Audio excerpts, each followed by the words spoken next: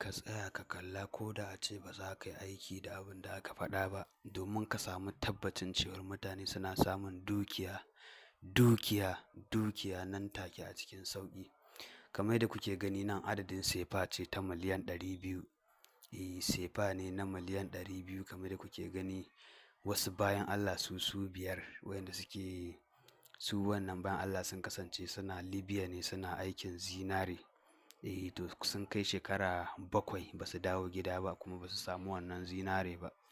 Shine to dama ɗaya daga cikinsu akwai wanda yake da waya ke YouTube insha Allah to wanda kuma yana yawan ganina a YouTube insha Allah yana yawan ganin bidiyon mu a YouTube insha Allah wanda hakan ya bashi ƙwarin gwiwa ya ɗauki namba ya zo ya mana magana a WhatsApp.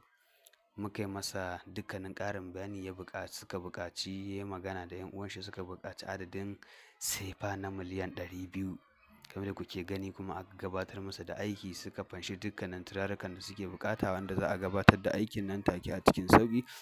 Suka fanshi dukkanin turaruka insha Allah duka suka turo hotunan tafin hannunsu na hagu da dama baki ɗaya wanda aka gabatar masa da aikin na adadin sefa na miliyan 200 nan take a cikin sauƙi a jiya. Insha Allah kuma aka tura masa da dukiyansu kuma dukiya ta sauka cikin aminci.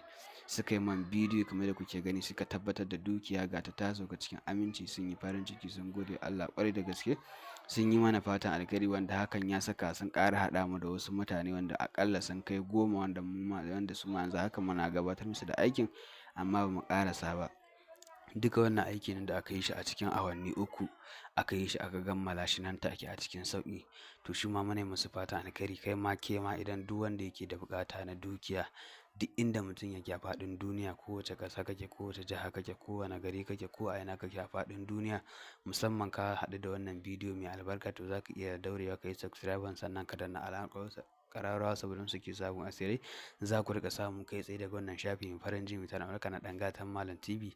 Sannan sai a yi subscribe sannan a ɗauki namba a zo a mana magana a wasu domin samun tabbaci ƙarin bayani nan take a cikin sauƙi. To dukkan mu ne kowa da kowa fatan alheri musamman mutanenmu na ƙasashe na jihohi daban-daban duka za mu nemi kowa da kowa fatan alheri sai a ɗauki namba a zo a mana magana a WhatsApp nan take a cikin sauƙi masha Allah.